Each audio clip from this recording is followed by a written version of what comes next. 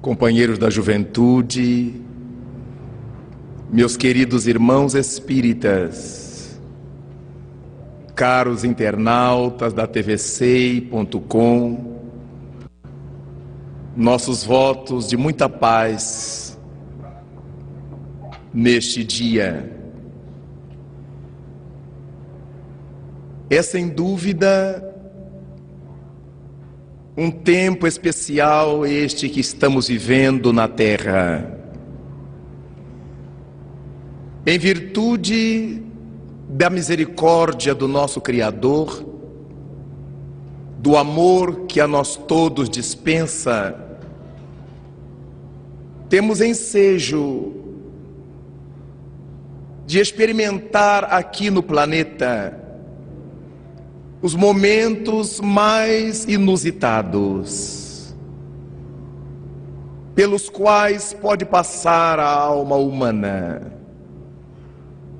É por essa razão que experimentamos aqui momentos raros de alegria, de contentamento, mas também enfrentamos horas amargas, dias escuros, de dor, de amargura, de frustrações. Este, sem dúvida, é um mundo próprio à nossa condição espiritual. É um mundo de provações e de expiações. E é por essa razão que estaremos refletindo durante alguns momentos em torno do porquê sofremos. O que é que nos leva ao sofrimento? O que é que nos traz a esses terrenos da dor?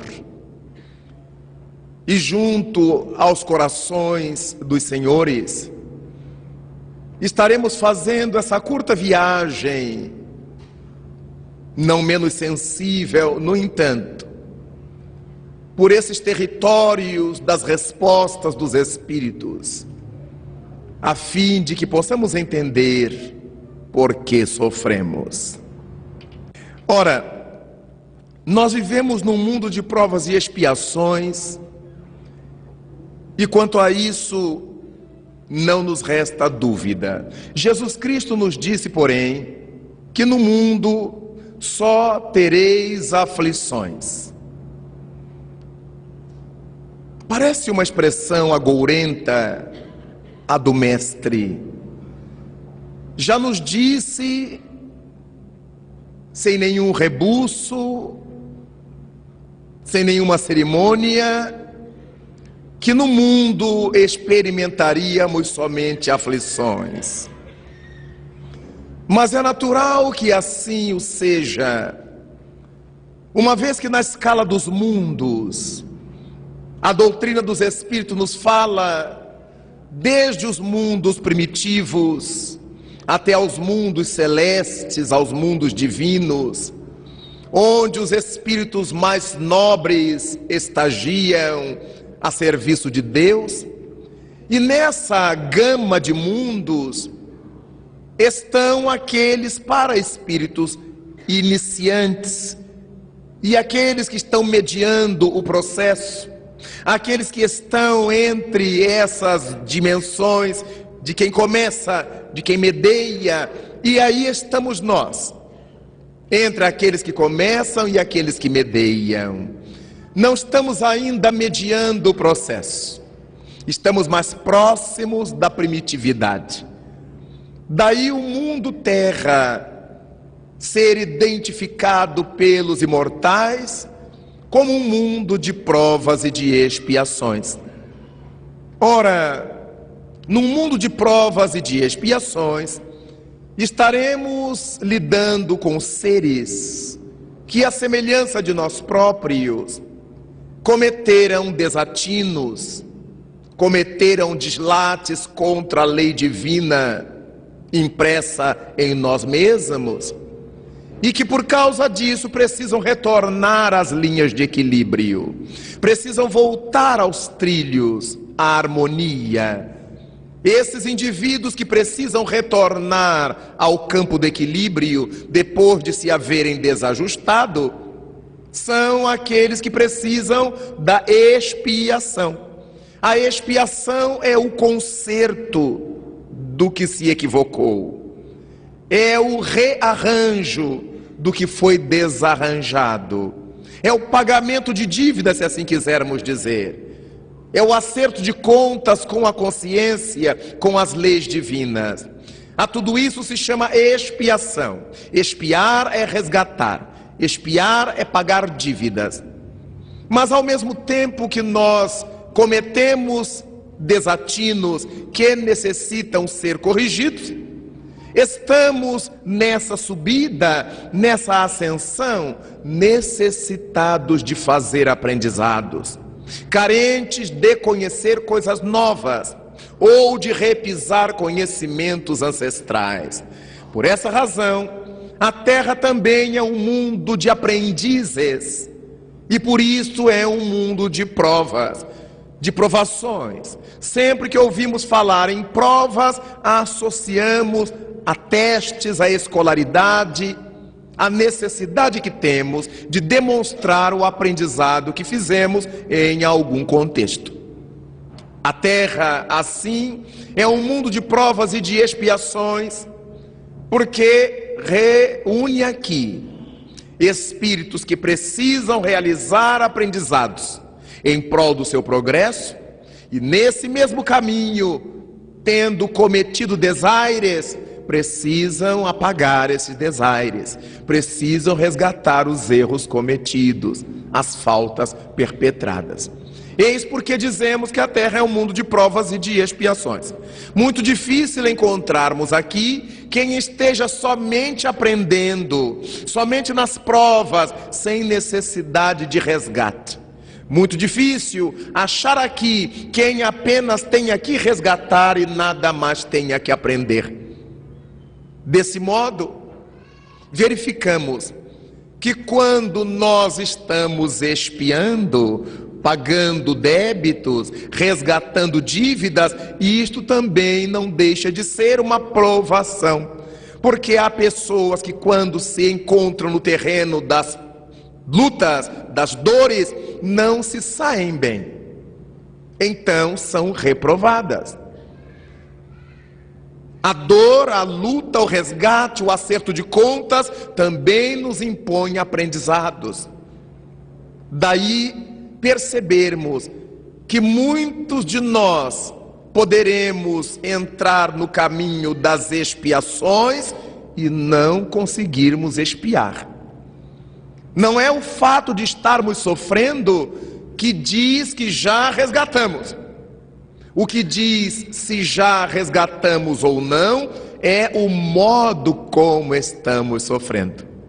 Há criaturas que sofrem revoltadas, biliosas, de mal com Deus, aborrecidas com a vida, e quem passa pelo seu caminho é alvo de seu fígado estragado. Claro está que essas criaturas não conseguirão dar conta do processo expiatório. Quantos estão doentes e contaminam outros para se vingar da sociedade? Claro que a sua dor não lhe serviu para crescer, mas serviu para ampliar o cômputo dos seus sofrimentos. Quantos nós conhecemos assim? Que estão doentes, que estão passando dificuldades de vários níveis, mas ainda assim são agressivos, vingativos, odientos, invejosos da saúde ou do bem-estar alheios. Claro está que essas almas não conseguem bem aproveitar a expiação. Este mundo é um mundo, então, de aflições, porque as aflições decorrem do fato de ignorarmos. Sempre que nós estamos desconhecendo alguma coisa, esse desconhecimento nos causa aflição. Temos aflições porque não sabemos como será o amanhã. Temos aflição porque não sabemos como será o logo mais. Ao sairmos daqui, o que nos sucederá? As pessoas que se aproximam de nós, quem serão? Marginais, delinquentes, assaltantes, amigos, benfeitores, malfeitores, não sabemos. Aqueles que riem para nós, estão rindo para nós ou estão sorrindo de nós? Estão rindo de alegria, de raiva ou de algum esgar nervoso?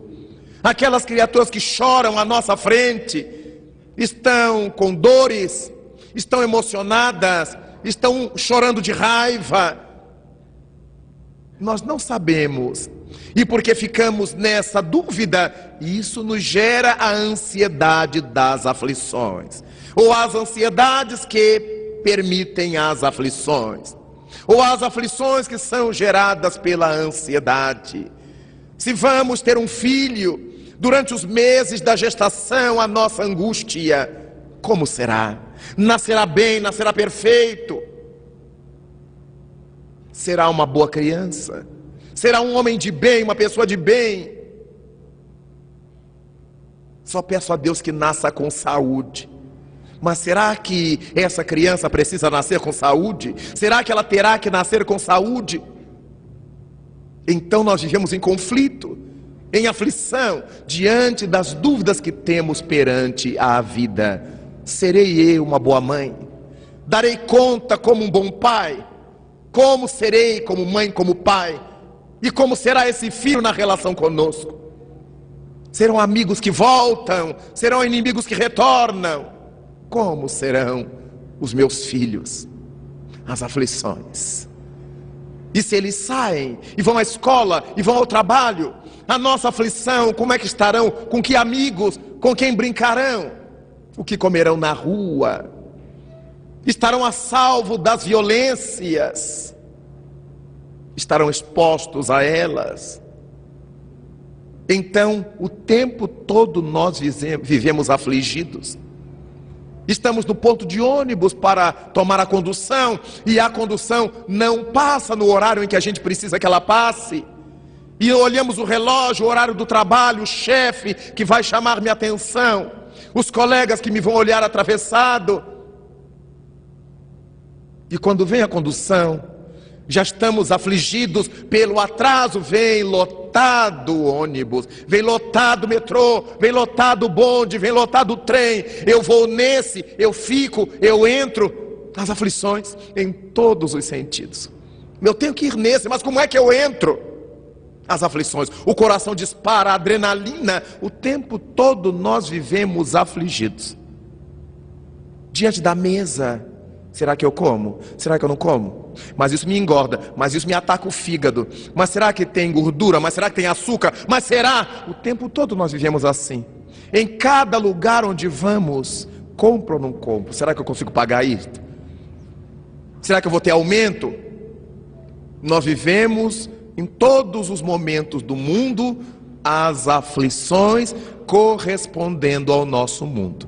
Mas nós verificamos que essas aflições passarão a fazer parte do canhenho do nosso cotidiano, do roteiro do nosso cotidiano, da listagem de coisas cotidianas que farão parte de nossa vida. Logo, não há nenhuma pessoa na terra que diga assim: eu sou tranquilo sempre, eu sou tranquilo em qualquer circunstância, eu sou tranquilo aconteça o que acontecer, porque não é verdade.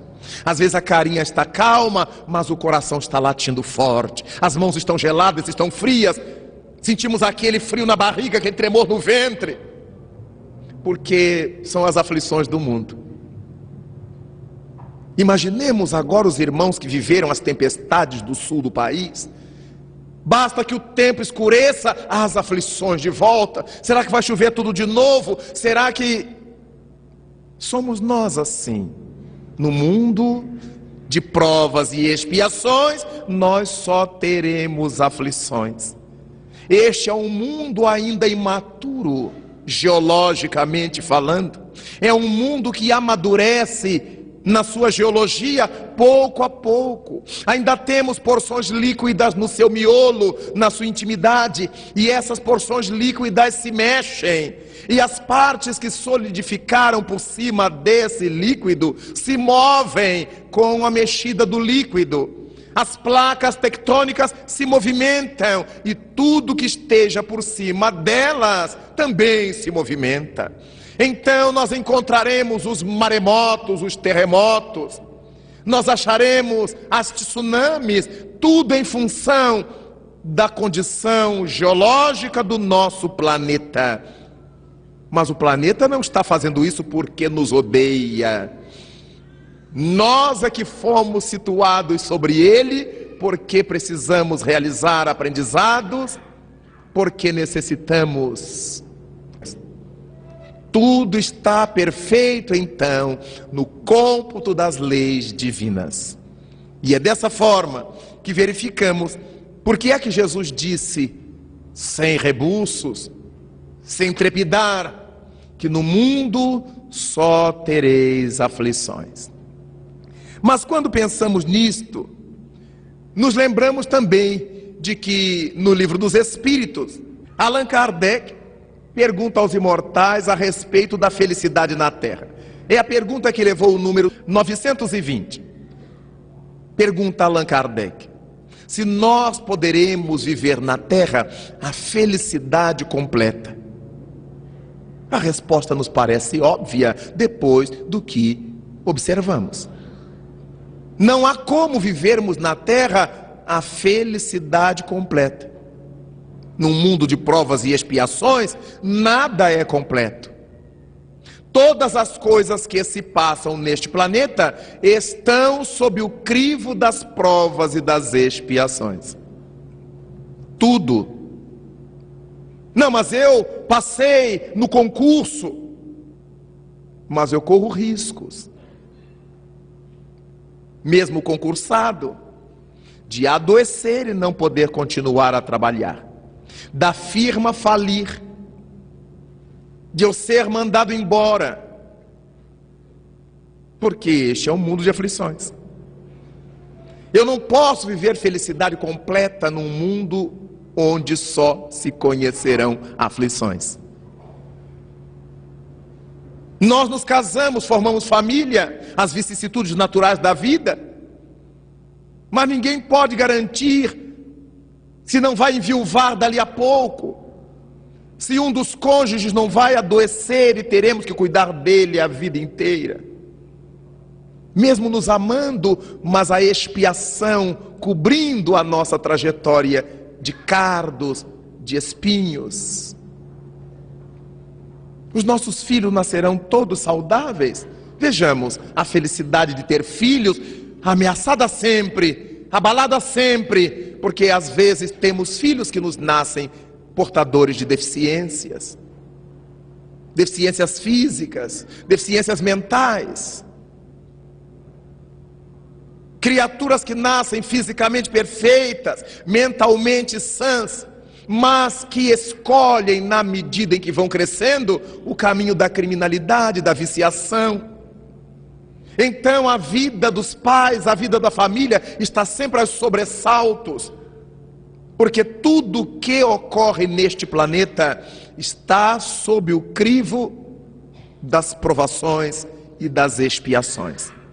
Então, neste mundo, nós não poderemos conhecer uma felicidade que seja completa, uma felicidade que seja total. Nada obstante, respondem os espíritos a Allan Kardec na sua pergunta 920.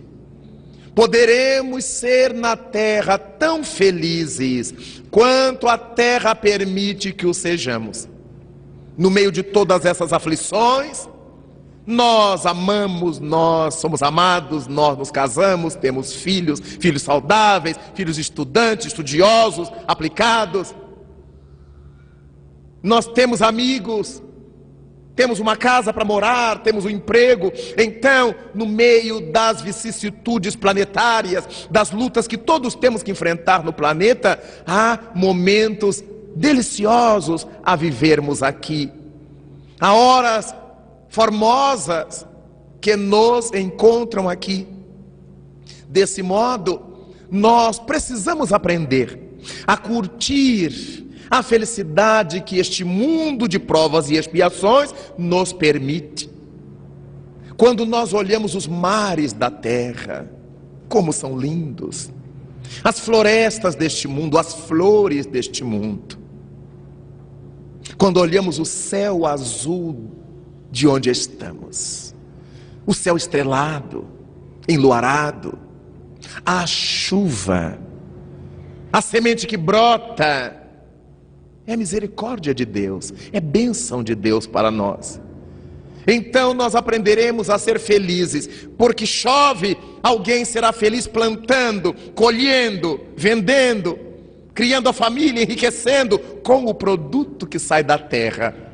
Vejamos, a semente não foi a gente que inventou, a chuva não foi a gente que inventou, a terra não foi a gente que inventou. Então tudo isso é dádiva de Deus, que conta com a nossa boa vontade de colocar a semente na terra pelo menos.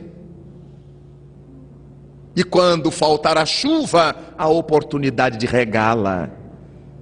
Deus nos deu todas as coisas, mas espera que a gente se mexa para colocar essas coisas onde essas coisas precisam ser colocadas. Então eu serei feliz como a terra permite que eu seja, plantando coisas, plantando flores, vendendo flores, ou plantando para enfeitar minha casa ou o meu próprio jardim. Mas como é bonito ver que no mesmo talho de terra, com o mesmo adubo, que recebe a mesma água e o mesmo sol, nós encontramos flores de todos os feitios, olores, cores. De onde é que elas tiram da mesma terra, do mesmo ninho, todas essas possibilidades? E aí ouvimos falar em carga genética, em bagagem genética, em código genético das plantas, dos animais, dos seres humanos. E aí pensamos, por que elementos penetram em nossa vida? Um conjunto enorme de sofrimentos. Vamos avançar. Por que sofrem os humanos? O primeiro item então nos dirá: os seres humanos sofremos por causa do nosso autodesconhecimento. Não sabemos propriamente quem sou, de onde vim, o que me cabe fazer aqui no mundo e para onde eu irei depois da morte. Olha as perguntas, a ignorância relativamente a elas. É essa ignorância que nos permite soframos. Por que sofrem os humanos? A princípio, porque se desconhecem. Na medida em que nos vamos conhecendo, sabemos das coisas que nos fazem mal, conhecemos as coisas que nos fazem bem, tudo dentro da relatividade que já vimos do mundo de provas e expiações. Como falamos, as pessoas diante da mesa se perguntam: posso comer isto? Será que isso vai me fazer mal? Não, isto eu não posso comer. Depois das 6 da tarde não posso mais. Antes das 6 da manhã ainda não. Então, na medida em que vamos conhecendo o nosso organismo, sabemos o que comer, que horas comer, a quantidade a comer.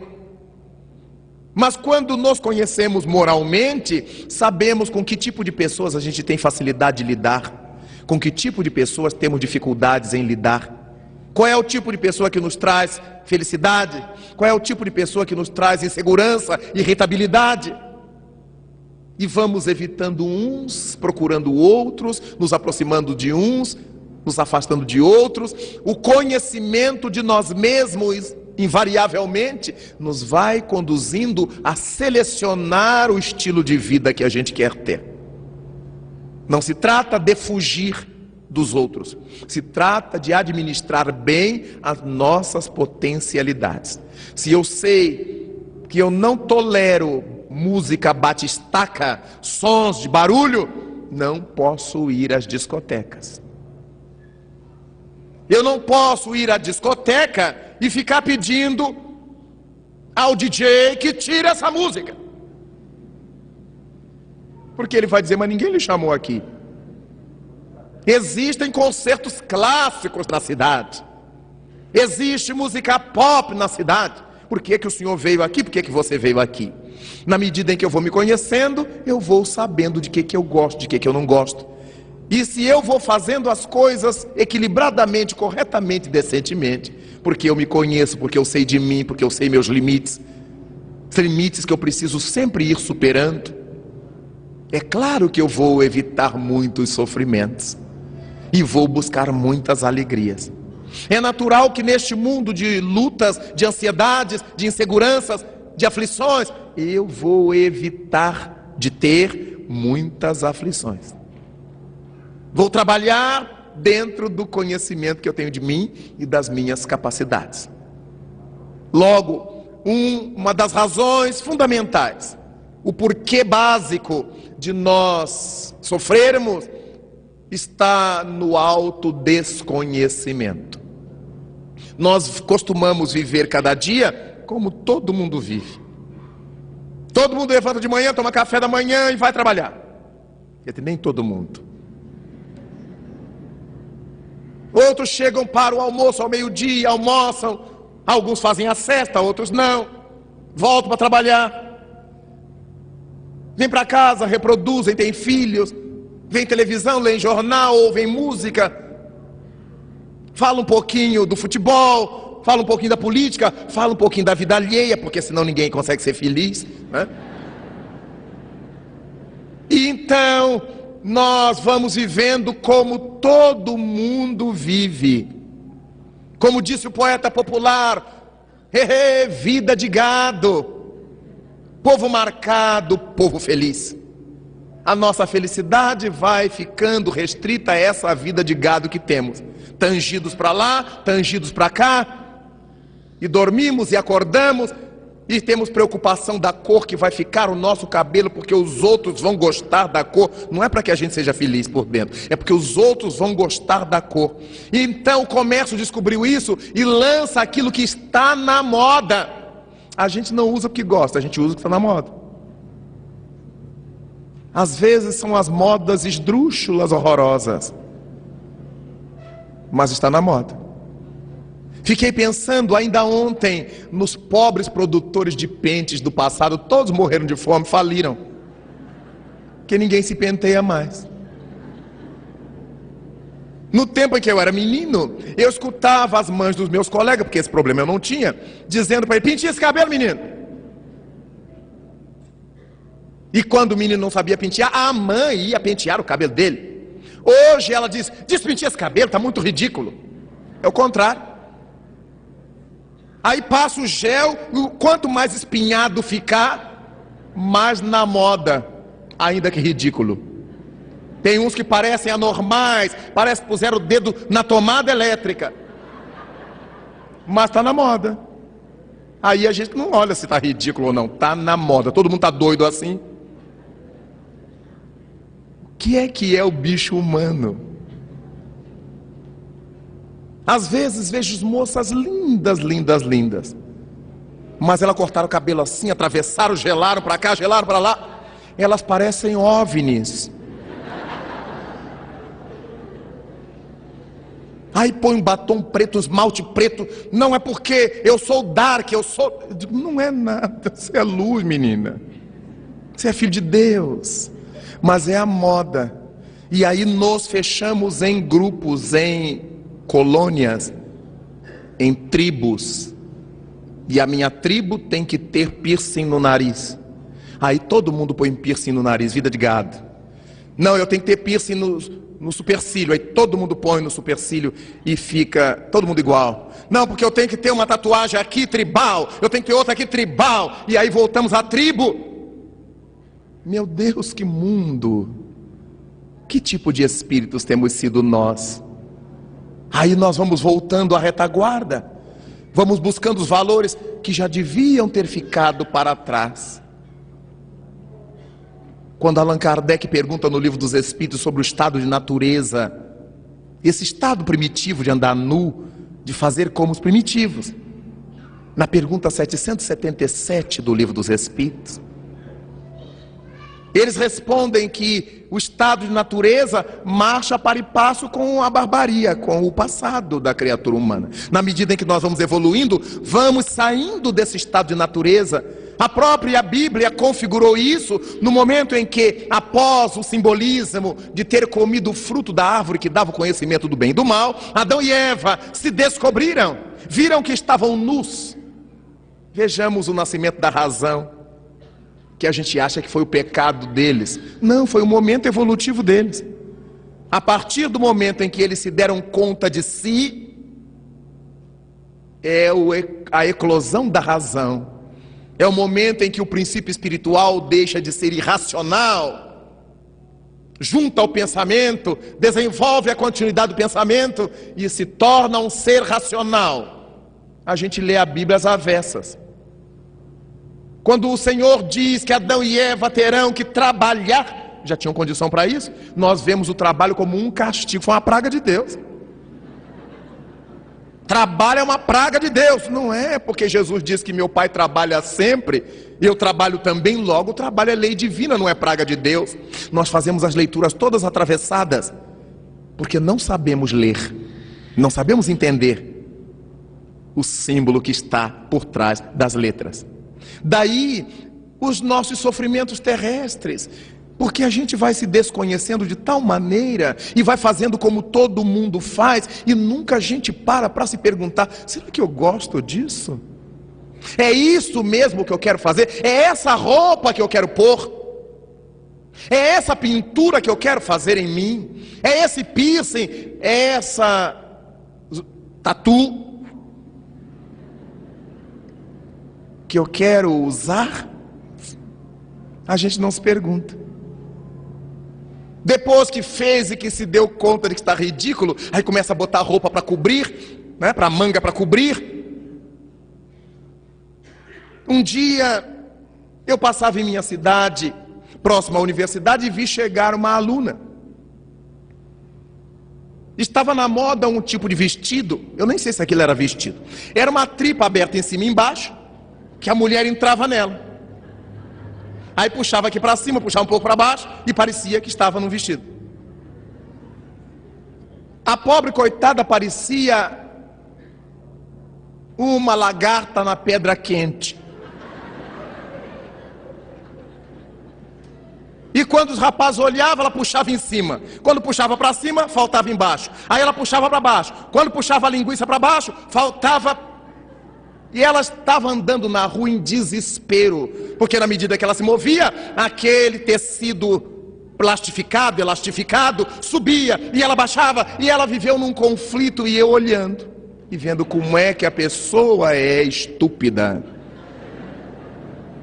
Era só jogar uma roupa por cima, mas ela estava na moda, desgraçada, mas na moda. É por isso que a gente sofre, é porque a gente não se conhece, a gente não se gosta, a gente não se entende, a gente não usa aquilo que a gente gosta de usar e que nos faz feliz e que nos faz bem. A gente usa aquilo que o outro vai bater palma, olha você, e que marca que é, aí outra tragédia. Porque não é mais o que a gente gosta, mas quem foi que fabricou. Os noticiários não dizem que determinado artista estava vestida, diz assim, fulana estava num Dior, pronto, a gente já entende. Estava num Saint Laurent, já não diz que era um vestido, ou se era taillé, ou se era calça comprida, diz que era o nome do figurinista. E a pessoa, oh! E o sonho de consumar, quando eu me casar, eu quero um vestido assim, do Dior, e a gente fica idiota, porque começa a fazer o que os outros gostam que a gente faça. Mas todo mundo é livre. Eu tenho liberdade. Conversa, a gente ainda vai ter no futuro. Por agora nós somos cheios de aflições. O que é que vão achar da minha roupa? O que é que vão achar do meu sapato? Mas será que esse sapato está na moda? Mas será que não saiu da moda? Mas será... Vejamos que nós inventamos aflições. Há umas que a natureza nos impõe e há outras que a gente inventa. Porque por causa dessa aflição do traje, do que vestir, do que comer, nós fazemos dívidas. Vamos comprar no crediário. Posso jogar no cartão em 550 vezes? E o dono da loja diz, claro, sem juro. Só que ele não jura que é sem juro. Em 550 vezes nós vamos pagar aquela roupa, aquele objeto, aquela coisa, o resto da existência, múltiplas vezes. Nós criamos, inventamos aflições. Daí, como é importante percebermos que há necessidade da gente fazer uma pausa para se perguntar quem a gente é. Será que eu já parei para olhar-me no espelho da própria consciência e me perguntar quem eu sou? Que tipo de pessoa eu sou? E quando a gente se pergunta para si mesmo, a gente se desnuda, não há por que mentir. A gente se olha no espelho e diz assim, eu sou uma pessoa do bem. Eu tenho tanta vontade de ajudar as pessoas, eu não tenho coragem. Eu fico achando que vão me achar tolo. Eu fico imaginando que vão me imaginar alucinado. Mas eu gostaria tanto. Já é um passo, porque aí eu ganho força para vencer o que eu tenho medo da língua dos outros. Mas de repente eu posso, nesse esforço de autoavaliação, me dar conta de que eu não valho nada mesmo. Eu gosto do pior, quanto pior melhor. Então eu me dou conta da minha enfermidade, da minha patologia que eu preciso tratar, buscar ajuda, seja de uma religião, seja de um psiquiatra, seja do que for, mas eu preciso buscar ajuda, eu não estou normal. Daí então, há muitas aflições das quais a gente pode sair. De onde é que eu vim para cá? Não é de onde, de que planeta, é de que realidade eu vim para cá. Pelo que eu sou aqui, eu posso imaginar o que eu era antes. Pelas coisas que eu sinto na minha intimidade, os desejos que eu tenho, as vontades que eu tenho, os anseios que eu guardo, eu posso muito bem me aperceber de onde é que eu vim. De que realidades eu estou vindo. Por isso é que Jesus disse a Nicodemos, o Espírito sopra onde quer, Nicodemos. E ninguém sabe de onde ele vem nem para onde ele vai. Jesus não estava falando do mundo espiritual, todos nós sabemos que a gente vem do mundo espiritual e vai para o mundo espiritual, mas esse ninguém sabe de onde ele vem e para onde ele vai, é de que situações, de que realidade, de que experiências ele vem, para que experiências ele vai. Então nós passamos a nos dar conta de que na medida em que vamos nos conhecendo, vamos domando as aflições, dominando as situações que nos levam ao sofrimento, ao padecimento. Quando nos perguntamos o que me cabe fazer aqui na terra, eu avalio de que experiências eu venho e por que Deus me situou aqui. Ainda encontramos nestes tempos pessoas que gritam, eu não sei o que eu vim fazer na terra. Precisaria saber. Eu acho que eu nasci em lugar errado. Não, Deus não erra. Que mal eu fiz a Deus? Certamente a Ele nenhum. Porque ninguém é capaz de fazer mal ao Criador do universo. Quando alguém dá com a cabeça na parede, não está fazendo mal à parede. Sem dúvida. Então, é importante pensarmos na nossa realidade. O que me cabe fazer aqui? Desde que nasci, eu como, eu bebo, meus pais me deram tudo, estudei em boas escolas mais ou menos, tenho meu emprego. Mas o que eu já fiz de útil na vida? Se eu perecer agora, se eu morrer hoje, se Deus me chamar de volta hoje ao grande lar, o que é que eu terei para levar em mim? Que a traça não corroa, que a ferrugem não coma, que o ladrão não roube. Aí eu começo a fazer essa avaliação. O que é que eu vim fazer na terra? Eu tinha tanta vontade de cuidar de crianças, eu tinha tanta vontade de ensinar, eu tinha tanta vontade de tocar música, eu tinha tanta vontade de cantar, eu tinha tanta vontade de encenar, eu tinha tanta vontade de plantar favas, batatas. E por que não estou fazendo? O nosso sonho, nossa busca, nosso anelo. Ah, mas quando eu me aposentar, será que dá tempo? será que a gente se aposenta? Do jeito que as coisas estão indo, nós ainda vamos ficar devendo a previdência para outra encarnação. Não, mas quando eu me aposentar, mas agora a gente tem que se aposentar com 60 anos, com 65 anos. Quando chegarmos a nos aposentar, a lei já faz a gente se aposentar aos 70. E será que eu aguento o que mais? Além de segurar o terço ou o livro dos Espíritos. Não, mas agora a vida média da criatura é 70 anos. Sim, a vida média para quê?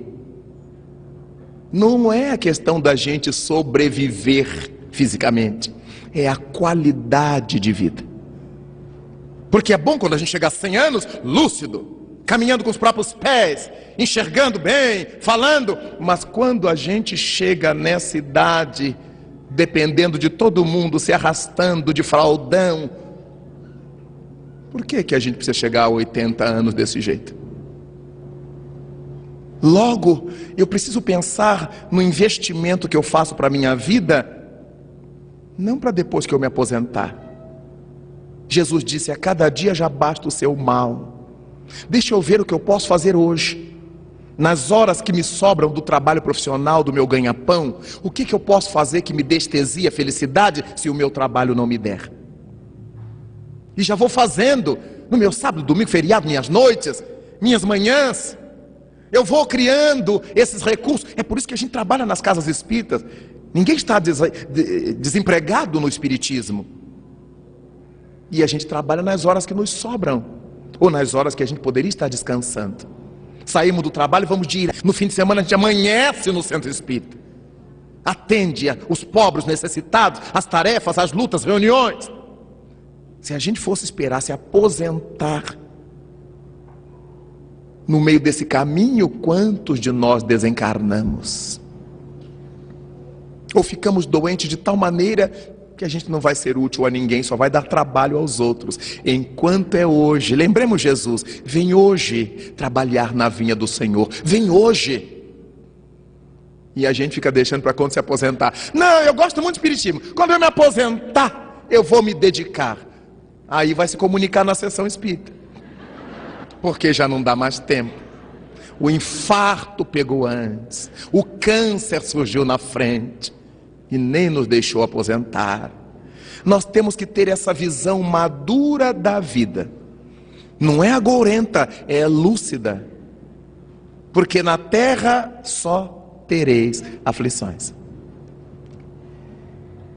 Avancemos para verificarmos por que sofrem os humanos. Naturalmente, os humanos sofremos por efeito da ignorância. Falamos há pouco que o autodesconhecimento é um fator. Ora, a ignorância inclui em si a ignorância quanto a nós mesmos. O autodesconhecimento faz parte da ignorância, é um dos efeitos da ignorância. E aí nós vamos fazer mau uso do tempo, nós vamos fazer maldade, vamos deixar de fazer o bem. Os espíritos disseram a Allan Kardec que o mais importante para nós na Terra não é apenas não fazer o mal, mas é fazer o bem. Nada obstante, encontramos discursos assim: graças a Deus, eu não faço bem a ninguém, mas também não faço mal. Então o que está fazendo? Se não faz o bem e não faz o mal, quem não faz o bem, o mal está fazendo. Porque o mal, diz Allan Kardec, é a ausência do bem. Onde não existe o bem, só pode existir o mal. Não existe nas leis de Deus o mais ou menos. Por isso Cristo disse: seja o seu falar sim, sim, não, não. Por isso Cristo nos ensinou: quem comigo não ajunta, espalha. Duas posições. Não há mais ou menos. Quem comigo não ajunta, ajunta mais ou menos. Quem comigo não ajunta, espalha. E por que é que Cristo fez essa alusão ao espalhar? por causa das crenças diabólicas. Do grego, diabo vem da formação de dois verbos, dia mais balos. Dia é atirar alguma coisa e balos é espalhar alguma coisa. Diabalos é jogar espalhando. Quando alguém chega num lugar e afasta os amigos através da calúnia, da maledicência, da intriga, essa pessoa é diabólica. Ela é capaz de jogar fora as pessoas, afastando-as uma da outra. Daí, quem comigo não ajunta é diabólico. Quem comigo não ajunta espalha. É importantíssimo percebamos quantas vezes Jesus Cristo fez menção a essa dualidade.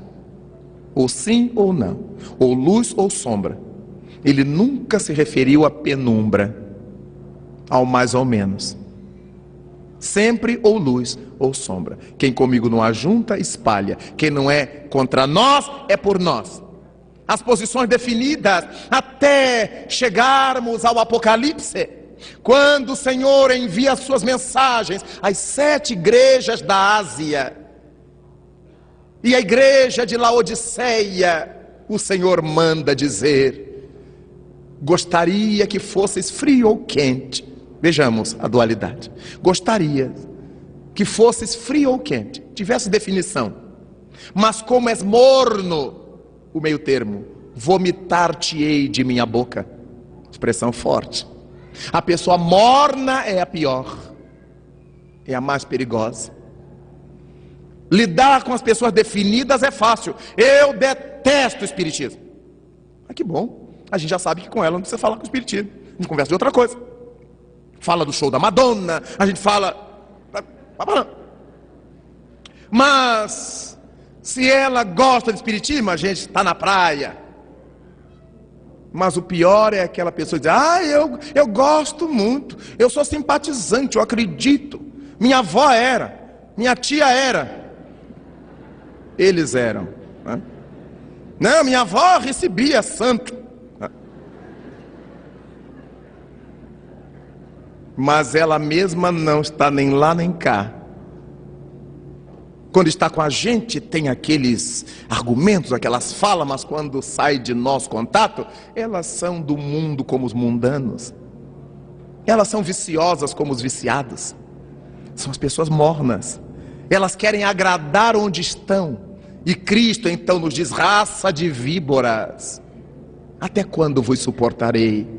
A víbora é mimética, ela muda de cor, ela se adapta ao ambiente, ao local em que está, desaparecendo na imagem, tomando a cor do ambiente. Por isso Cristo nos chamou de víboras, porque também nós temos esse temperamento. Se a gente está com pessoas pornográficas, a gente fica mais pornográfico do que elas. Aí daqui a pouco a gente está com pessoas santas, aí a gente fala: manso, irmã, irmão. Hipócritas, víboras, miméticos. Seja sim, sim, seja não, não. Então Cristo era muito objetivo. Nós, os cristãos, é que adoramos o meio termo, porque a gente se situa nele. Cristo não está condenando o meio termo, porque ninguém chega às definições se não atravessar o caminho de um extremo ao outro. Mas não nos podemos manter nesse meio termo como caráter pessoal. Temos que fazer o trajeto para chegar, para alcançar. Ninguém chegará ao Pai se não for por mim. Seja Ele esse meio, esse caminho, esse projeto de chegada. É tão importante quando a gente para se pensar, para se avaliar, para se conhecer. E a partir daí, então, o homem sofre os efeitos de sua ignorância. Depois nós temos as dores que sofremos pela desencarnação dos entes queridos. Essas dores vão nos levar a desenvolver a compreensão, ou não, ou o desespero, ou a revolta. Por que é que nós nos desarvoramos com a morte dos nossos seres queridos? Por causa da ignorância. Desesperamo-nos porque imaginamos que seja o fim. Fim. Fulano morreu. Quer dizer, acabou. Quantas são as pessoas que chegam a mim e me dizem assim: perdi meu marido, perdi meu filho, perdi minha mãe. Outros me dizem: eu fui visitar a cova do meu filho, o túmulo de minha mãe. Eu digo: que tragédia, meu Deus. Além de ter matado o ente querido, ainda sepultou o ente querido. Eu vou na cova de minha mãe. Quer dizer, a minha mãe era o corpo, não era a alma. Eu vou na tumba do meu filho era o corpo que apodreceu, e não a alma que vibra no além. Vejamos que isso tudo é ignorância. Na medida em que nós entendemos que os nossos entes queridos não são os corpos que eles têm, mas a alma que eles são, eles não morreram, não perdi ninguém. Seria fácil dizer: olha, meu marido desencarnou, eu tenho meu marido desencarnado, eu tenho um filho desencarnado, eu tenho um filho falecido, eu tenho um filho falecido, não perdi. Eu tenho vários amigos desencarnados, eu tenho vários amigos desencarnados. Mas a nossa fala já denota o desconhecimento e a afirmação materialista: eles se acabaram, eu perdi. É tão importante nós pensarmos que quando visitamos um túmulo, não é o túmulo do nosso ente querido, é o túmulo que guarda os restos mortais do nosso ente querido.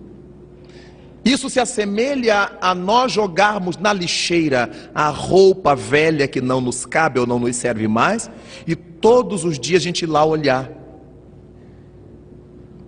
Será que o Clean levou? Será que a companhia de limpeza levou? Será que ainda está lá?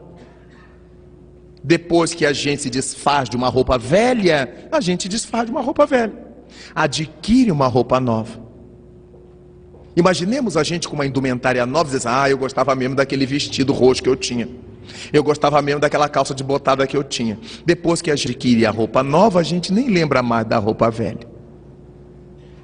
Com todo respeito que nos é devido às pessoas sensíveis que acham que nos cemitérios e nas covas, nas catacumbas, nos túmulos, estão homenageando seus entes queridos, é válido que pensem assim. É necessário que elas saibam que seus entes queridos não estão ali, obrigatoriamente. Que naqueles fossos ou naquelas gavetas não estão seus entes queridos. A cova da minha mãe, uma conversa. A nossa genitora, o nosso ente querido não estão ali, inumados. Na medida em que eu vou entendendo isto, eu não escapo de sofrer a dor da saudade. Eu não escapo de me emocionar, de me sensibilizar, de chorar. Mas a cabeça é outra. A cabeça funciona de modo diferente. Ainda ontem, estando eu aqui na cidade, recebi um telefonema de manhã. Logo que despertei, era um dos meus confrades da nossa casa espírita, que me dizia assim, com a maior tranquilidade do mundo: Raul, ora por mim, por minha família, que meu filho desencarnou nessa madrugada. Nesse tom. E eu disse: como? Um desastre na ponte Rio-Niterói. A doutrina espírita formosa. A tranquilidade de ligar para os amigos, pedir que ore. Ele não deixou de chorar, ele não deixou de sofrer. Ninguém fica feliz e comemora a desencarnação de um ser querido. Os povos que comemoram, não comemoram a morte, homenageiam a vida. Para eles, aquele indivíduo entrou na vida. É essa a homenagem. Como nós deveríamos fazer com a nossa sensibilidade, com a nossa cultura ocidentais. Não fazemos festa porque alguém desencarnou, porque faz parte da nossa cultura cristã.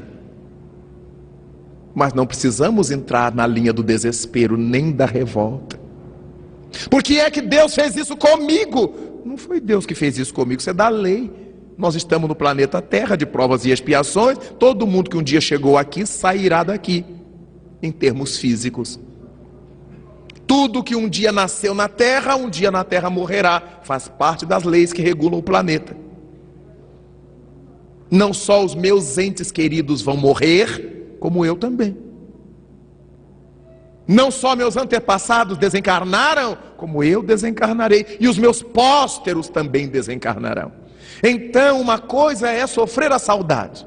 Outra coisa é entrar na linha da revolta, do desespero, da rebelião contra Deus, como se isso pudesse resolver uma coisa que é lei de Deus. E os nossos parentes são em verdade filhos de Deus como nós. Quem manda sobre eles e sobre nós é Deus. Não somos nós que diremos quando é que eles têm que ficar, quando é que eles têm que sair do corpo. Outras pessoas me dizem assim: eu tenho tanto pedido a Deus que leve fulano. Ué, mas por que eu estou pedindo a Deus que leve fulano? Deus sabe, o filho é dele. Trabalho. Não, eu peço que é para ele descansar. Não é para ele, é para a gente descansar. Porque o doente está sedado, às vezes está em coma induzido, e a gente vai se escondendo assim. Não, tem pedido a Deus para levar. Nós, quando oramos a Deus, não temos que dizer o que Deus tem que fazer, porque nós aprendemos no Espiritismo que Deus é a inteligência suprema do universo. Ponto. Eu não tenho que dizer para Deus: leve minha avó, mate meu tio. Que isto?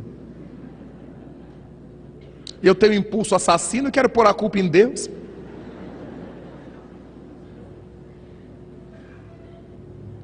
Seria tão bom se nós orássemos a Deus: abençoa nosso ente querido, guarda-o no teu amor, Senhor, porque a inteligência suprema sabe o que é melhor para nós em cada momento, em cada circunstância. A dor da perda psicológica, dizem os espíritos, é a mais intensa que se conhece na Terra. Não há uma dor moral que nos afete mais do que ver partir do corpo um ser querido. E isso não tem nada a ver com o nosso entendimento, com o nosso conhecimento de causa. Quanto mais a gente conhece, mais o sofrimento é real, é profundo. Porque nós sabemos quem foi aquela criatura, e porque conhecemos as leis que regem a vida no além, sabemos se ela estará bem ou não depois da morte. Era nosso ente querido, nós o amávamos, respeitávamos, mas sabíamos que ele era salafrário. Terá que devolver isto à vida. Sabemos que era vicioso e terá que se acertar com a vida. Sabemos que mentia nos seus negócios para oferir maiores lucros. A lei divina é assim: dura lex, sed lex. A lei é dura, mas é a lei. Para que ela não incida sobre mim, basta que eu não a afronte. Quanto mais a gente conhece, então, o nosso sofrimento é mais fino, mais profundo. Porque para o povão que ignora tudo, está no céu com Deus. Morreu na terra, está no céu com Deus. Para as pessoas que procuram centros espiritualistas de má qualidade, todo mundo que desencarna já está no nosso lar. Isso é uma mentira, é uma inverdade. Muitas vezes a criatura que desencarnou não consegue sair do circuito da sua família, que o chama, que a puxa pelo pensamento, e o espírito não consegue sair dali. E como ele está perturbado ainda pela desencarnação, ele vai causando perturbação ao ambiente, porque a família não se desgruda dele, não se despega dele. E vai ao centro espírita e quer notícia. E chega em casa e faz pedido ao morto. Ai, minha mãe, ai, meu filho. Pede a Jesus, por favor. Pede a Deus, aos guias superiores, porque esses têm lucidez. O nosso ente querido às vezes está precisando de socorro e de ajuda, e a gente da terra puxando por eles, obsidiando os desencarnados, por ignorância. São consequências da ignorância. Às vezes encontro familiares que estão em desespero, chorando por seus mortos há anos. Mães que choram seus filhos, choram desesperadamente. Não é ter saudade não, choram há anos. E eu lhes pergunto assim: é verdade que a senhora amava esse filho?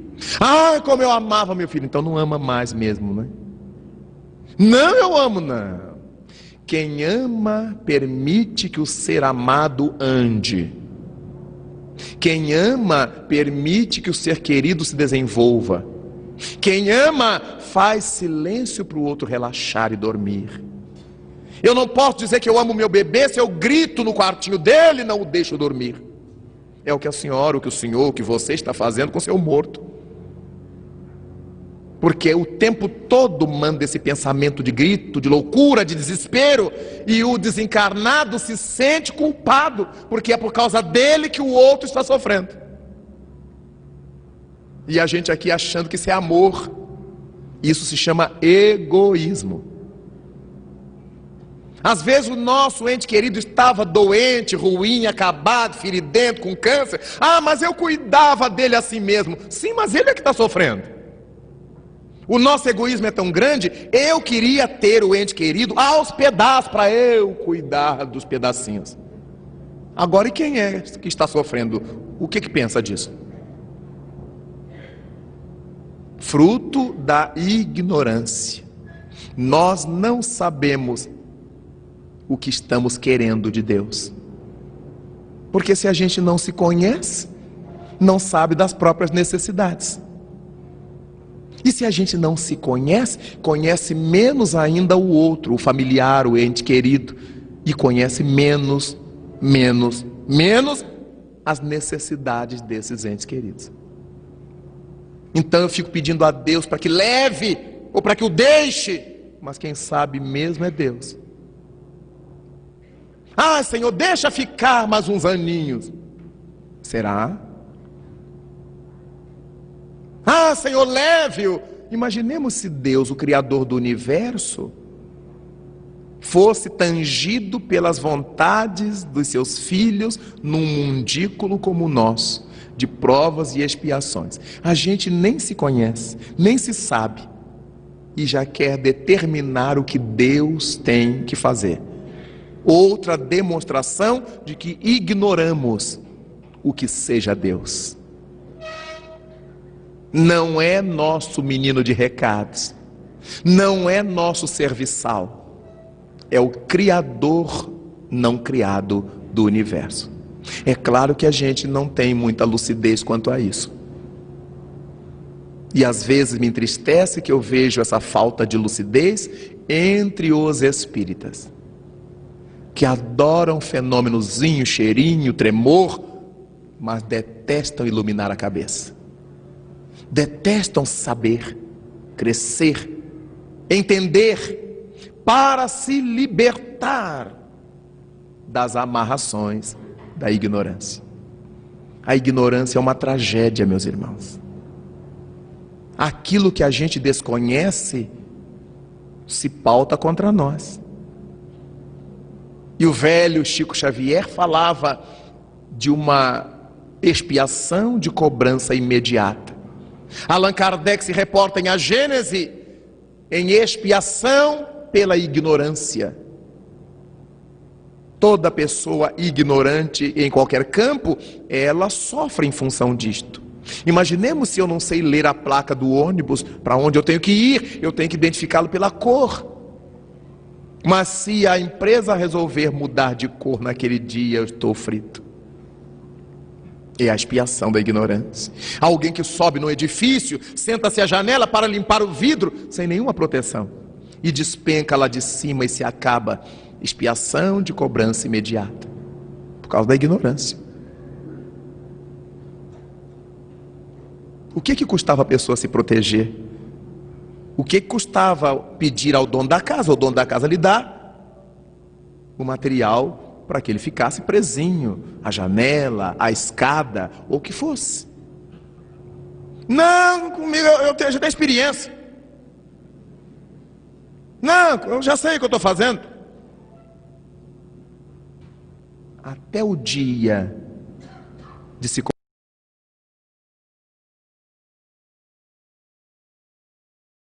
comunicar na sessão mediúnica. Não, eu tenho experiência, mas eu não sabia o que eu estava fazendo.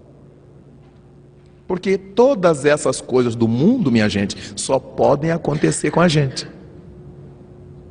Acidentes, mortes, não acontecerão com os mortos. Acontecerão conosco que estamos vivos ou supostamente vivos na terra. Às vezes eu tenho dúvida.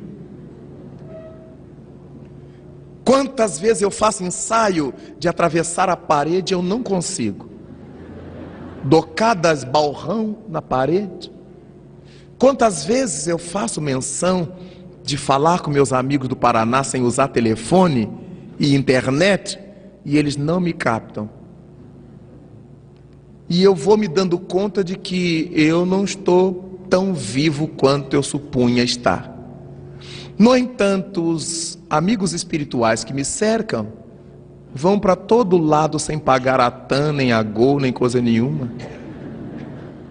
Eles atravessam as paredes, por mais que eu me tranque no quarto, eles atravessam, quando eu os vejo, estão na minha frente. E eu pergunto notícia de fulano e de beltrano, eles me dão na hora, sem nenhuma internet e sem acionar o celular. E eu digo que eles estão mortos. Alguma coisa está errada. Como disse Caetano, alguma coisa está fora de ordem. É a nossa leitura disso tudo, porque eles é que são os vivos, os sempre vivos, os mortos somos nós, que não conseguimos caminhar 1 quilômetro sem parar para tomar um cafezinho, beber água e ir ao banheiro. Os limites que a gente tem,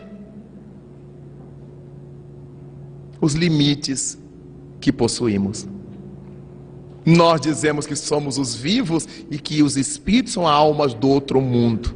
Eles dizem diferente. Nós é que somos as almas do outro mundo. Porque eles estão no mundo normal primitivo. O mundo verídico é onde os espíritos desencarnados vibram. Logo, este mundo congelado em que nós estamos, este mundo de matéria densa em que nos movemos, é o outro mundo. Nós é que somos almas do outro mundo. Desse modo, queridos amigos, vamos refletindo sobre o nosso sofrimento. Por que nós sofremos? Por causa do não saber, por causa da ignorância diante dos fatos de nossa vida, inclusive a perda dos entes queridos, a desencarnação dos entes queridos, a morte dos seres amados, que pode nos levar ao entendimento, o que não implica em deixar de sofrer, ou a revolta, ao desespero, quando nós imaginamos que os nossos mortos acabaram, desapareceram, quando eles apenas saíram dos corpos, mas prosseguem vivos à nossa volta.